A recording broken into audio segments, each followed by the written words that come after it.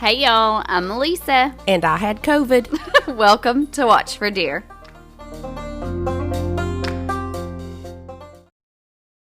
Welcome back from Christmas break, guys. We've missed you all so much. We're both so thrilled to have you all want to listen to our crazy stories each week. We hope you know how special you are. It truly means so much to us. I don't know about you all, but our Christmas was super busy. And of course, for me, it was probably one of the most un-Christmassy Christmases that I can really remember. It was just so busy. And I know for you, Sam, it kind of sucked too because you were sick. Yes. I'm just ready for a new year. Yeah, I had COVID. I'm not contagious anymore, hopefully. But I still have the voice thing going on and sultry and seductive. Smelly cat. Remember that on Friends when are they feeding you? When she got sick and she started singing that. But yeah, Christmas was not great this year. I was on the couch and I've been sick for a week. Yeah, but I'm better now and my voice is still iffy and I have to take deep breaths and stuff. So well, hopefully you'll get your podcasting voice back before you know it. I hope so. I hope I just get my voice back. But I do have a funny story for you. Okay. So Clinton was sitting on the porch before we come up here, and I was like, oh, I need to go see if he's ready to come up here. So I go and I open our screen door, and I go to step out, and my leg don't work. And I've dropped, as Clinton says, like a sack of taters. I know when you walked in, as soon as you walked in, you looked at me and you pulled your pant leg up. And I was like, what? I can't see anything. And you're like, look. And I got closer and it's all bloody and scraped up. And I was like, what happened? And you're like, just say, wait, no. And you just put your finger up. You're like, wait until I push record. It was so funny because Glenn said you dropped like a sack of potatoes and just laid in the fetal position. And I hear him go. He says, oh, God.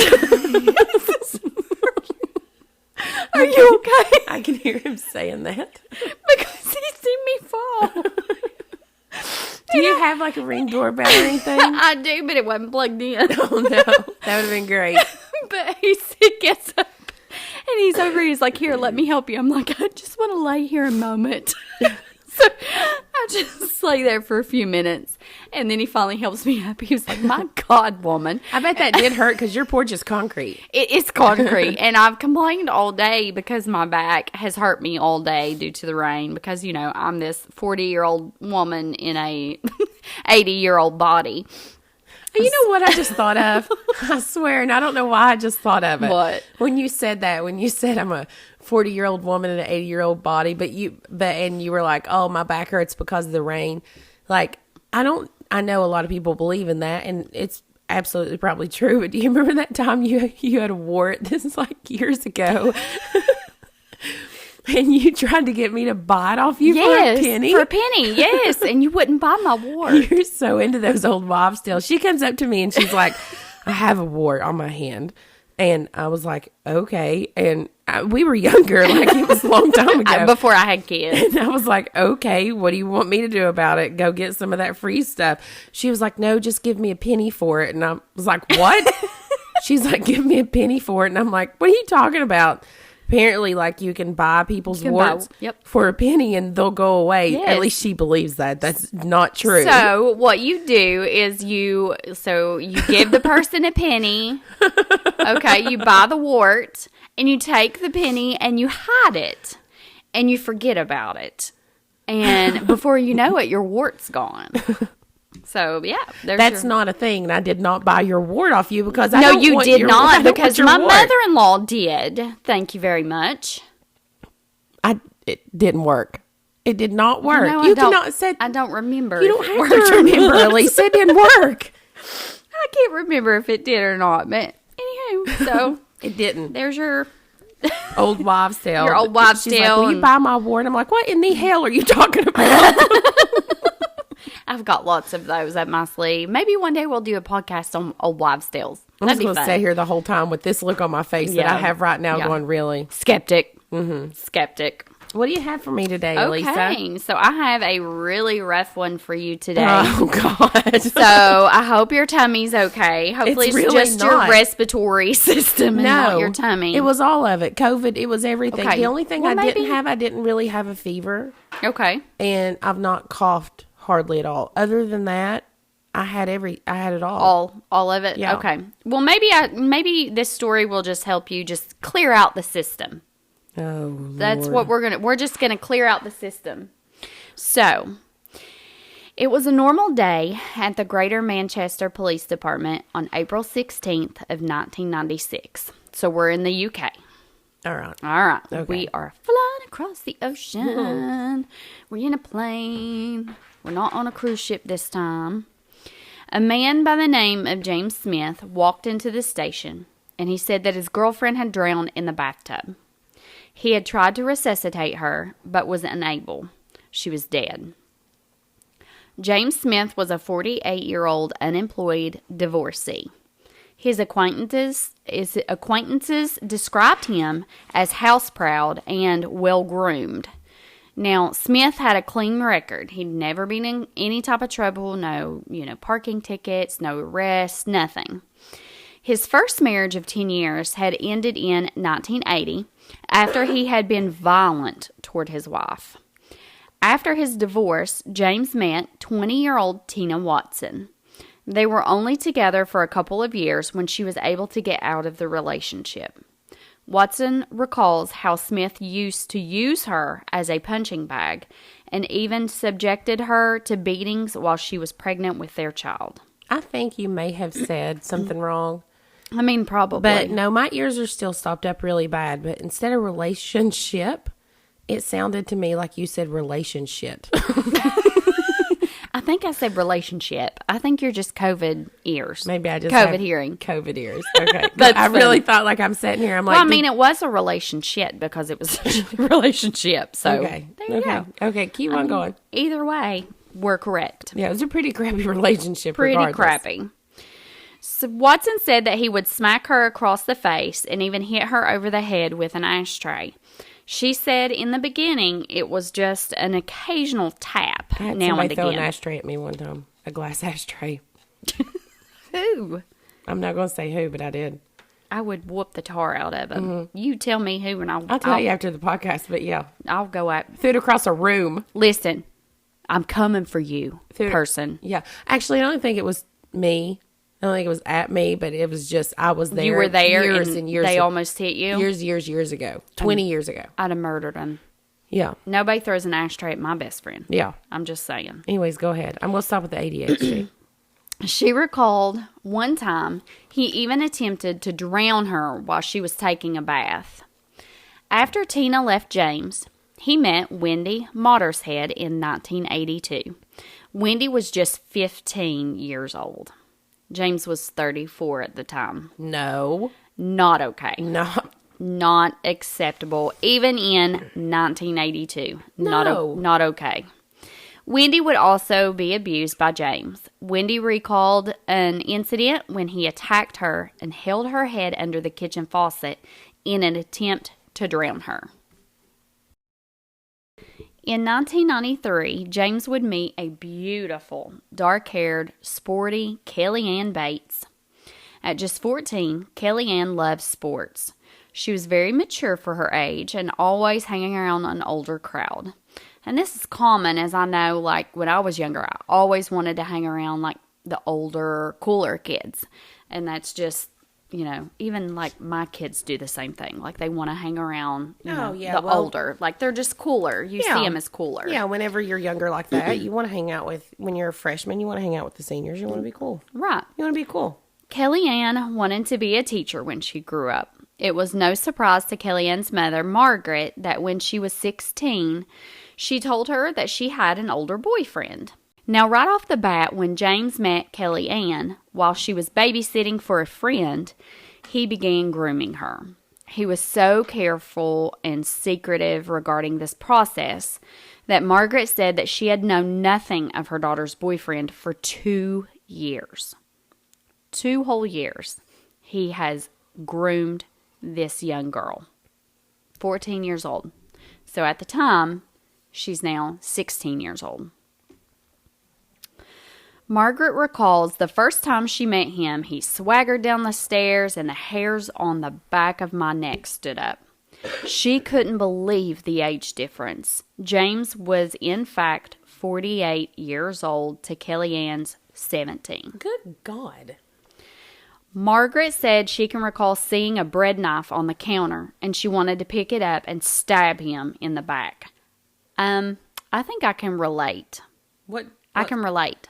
You can relate to that? I can relate to that. Like, if my girl You bought mean you home, can imagine that? oh, You I can can't imagine. relate No, to I it. can't relate. No, okay, I can imagine that. I can imagine wanting to just like protect your child, especially when you see that he's 48 years old. She's 16. I don't even know what to say. I seriously don't even know what to say right now. So, he was so much older than Kellyanne, not someone that she wanted for her daughter. She had never had a thought so violent and later would wonder if it was some sort of sixth sense. After Kellyanne and James left their house, Margaret called the cops, but was told there was nothing they could do as Kellyanne was 16 and of legal age in the UK. In November of 1995, Kellyanne would move in with James. Her parents were not the least bit happy about the news, but relented under the assumption that she would keep in regular contact with them.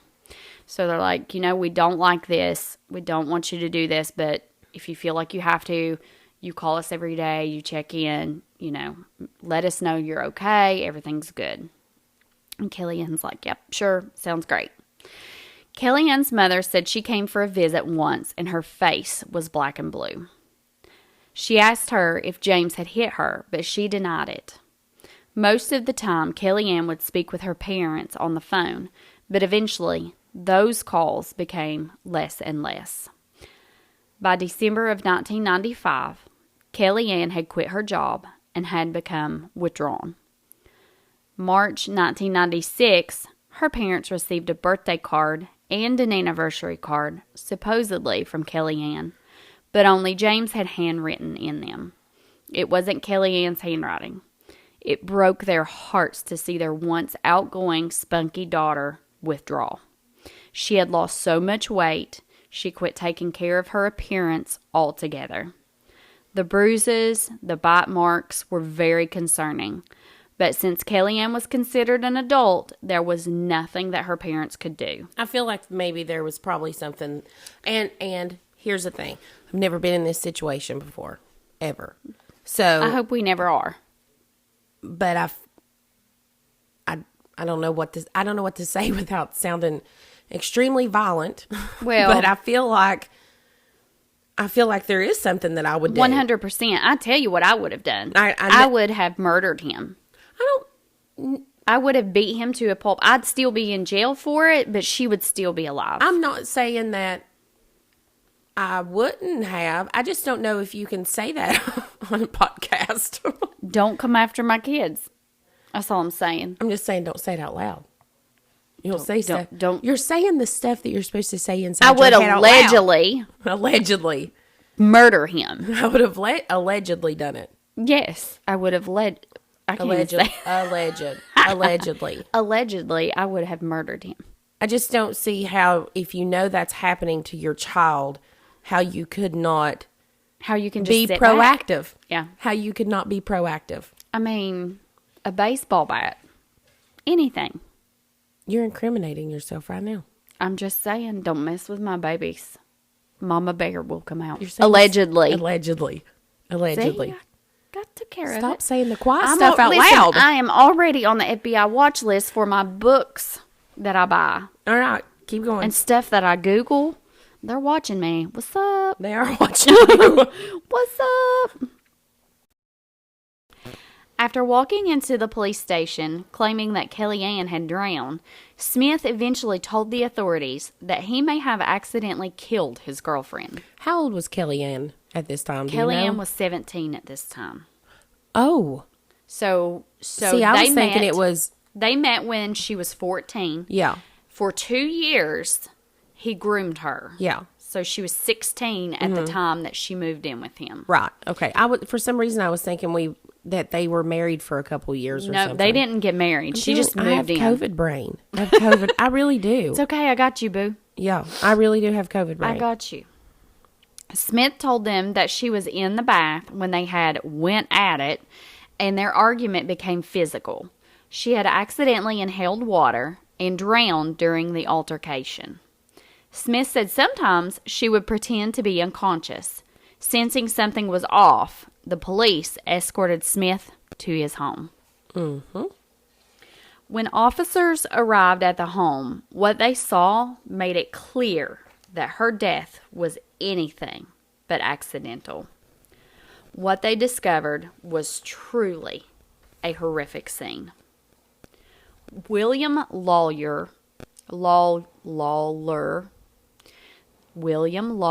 the pathologist. Where's that at? Up top. Lawler. Lawler. Lawler. Lawler. Lawler. Lawler. Lawler. That's very tonguey. Like, very tonguey. Let's try that sentence again, shall we? Shall. Yes, we shall. William Lawler. Why do I want to say lawyer? What the heck? Because I don't know why. Okay. William Lawler, the pathologist who examined the body, said, "In my career, I have examined almost 600 victims of homicide, but I have never come across injuries so extensive."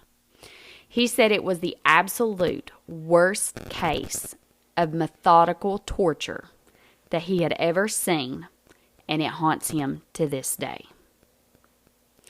Kellyanne's emaciated body had over 150 injuries. In the weeks leading up to her death, Smith had been starving Bates and had even kept her tied by her hair to a radiator. He had burned her with a hot iron, strangled and stabbed dozens of times in the legs, the torso, and the mouth. Smith had also disfigured her body by cutting her scalp, her face, and genitals with assorted tools such as pruning shears. She had scalding to her buttocks and left leg, burns on the thighs from a hot iron, a fractured arm, and both of her hands had also been crushed. This is the very reason that they shouldn't have been like, she stopped calling, there was nothing we can do. Her Exactly. parents. Exactly. You do something. You do something. You show up. Anything. And if they don't open up the door, you go through the door. You go through the door. Yes.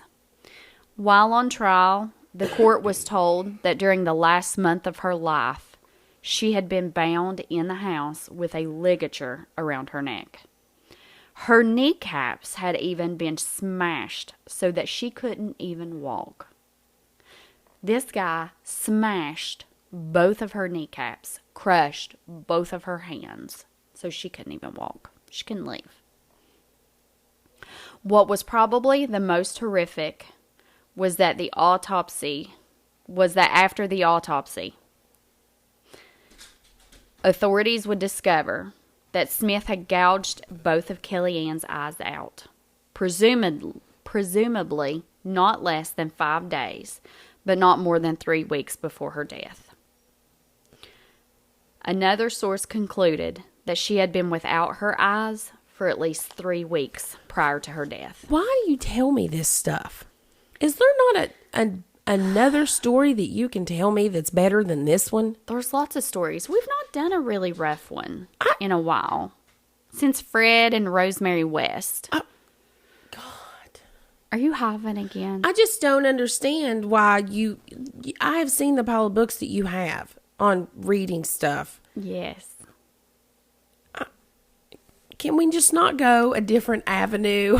I just don't understand why we can't go a different avenue, Elisa. Because I need to tell Kellyanne's story. It was just awful.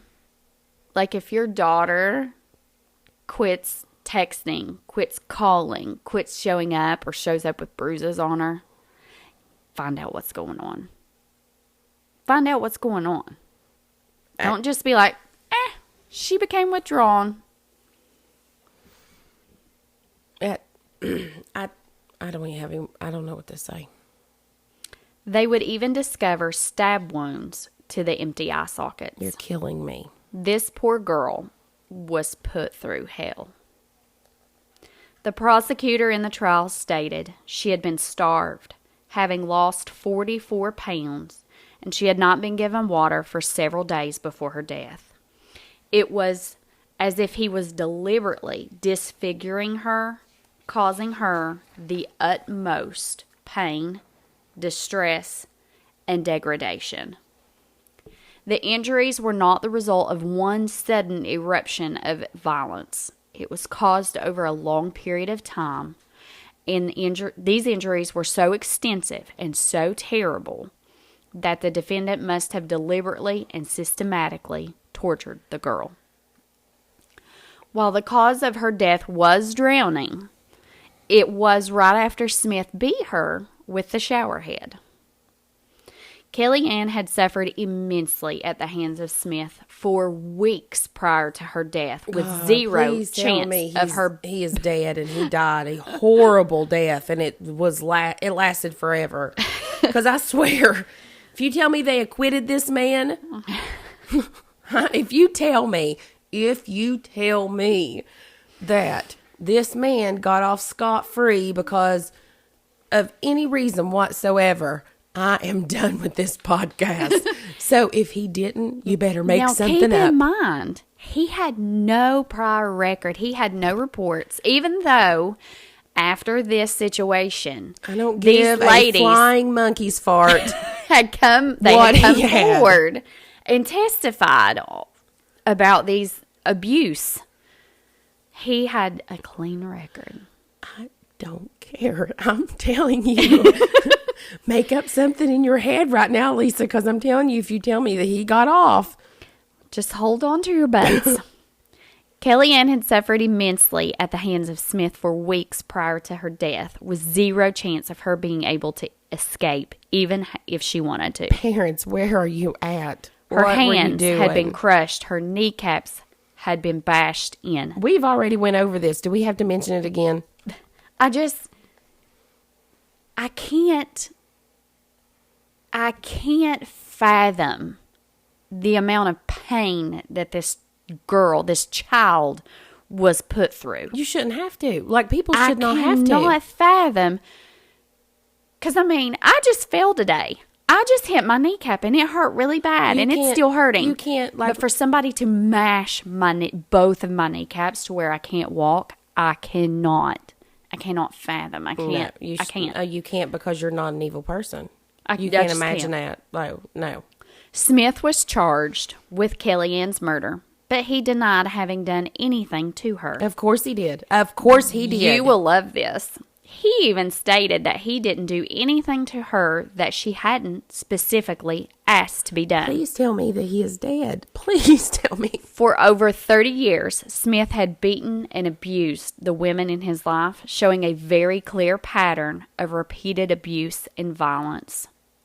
Once the case went to trial, prosecutors laid out the torture that Kelly Ann had endured over the course of a month, for 4 weeks. The physical pain would have been intense, causing anguish and torment so bad to the point of mental breakdown and physical collapse. After the trial was over, the jury was provided counseling to help them deal with the distress of seeing the crime scene photos of Kelly Ann. They are not for the faint at heart, trust me. Every single jury member accepted the counseling. Smith tried to argue during the trial that he indeed was the real victim. He claimed Kelly Ann would argue with him and wind him up, and that she was the one that drove him to kill by taunting him. He said she put me through hell winding me up. He even tried to claim, that Kelly Ann herself had inflicted some of those injuries herself to make him look bad. However, the jury did not buy it, and after less than an hour, they came back with a guilty verdict. During the sentencing, the judge, Honorable Justice Sachs, said, quote, "This has been a terrible case, a catalog of depravity by one human being upon another. You are a highly dangerous person. You are an abuser of women, and I intend, so far as it is in my power, you will abuse no more." Smith was the most sadistic, depraved monster.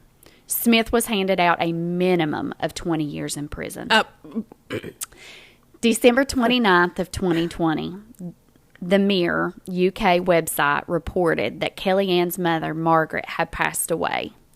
She was 65 when she passed away from respiratory failure. She had always told her family that she wanted to get back with Kellyanne. James Smith was denied parole in January of this year, 2023, with officials stating that he was just too dangerous. I hope he got some of that jail That jail justice. That jail justice. I hope he gets it. I hope he's getting jail justice every single day. Every single day and every single minute. I think it's awful, though, that the people have to pay for him to be in there. That It they is. have to pay for him to be alive. He's it too should have been. dangerous. He's too dangerous to be out on the streets, except we need to keep him We need to alive. feed him and clothe him. I mean, we don't. He's not in America. the UK. But the UK. Smith is now 74 years old, and during his parole, he stated he was a changed man. Horse, monkey. He was also refused a recommendation to be moved to an open prison and stay locked up tight. Well, that was heavy. We hadn't done a heavy one since Fred and Rosemary. I didn't like that one. I didn't like it at all. You didn't like it at all? No. It was really rough. It was really rough. It was awful. It was awful. It was awful. And I'm sure those parents blamed themselves. They blamed themselves. I know that I would. I mean, who's to say that maybe a little bit of the blame, maybe a little bit of it, I just don't know how you can't go. Like, how can you not go? I cannot. And get her. We're from the country, and we are very protect our own, you know? So I can't imagine being in that situation and not doing something. Right. Anything. I can't.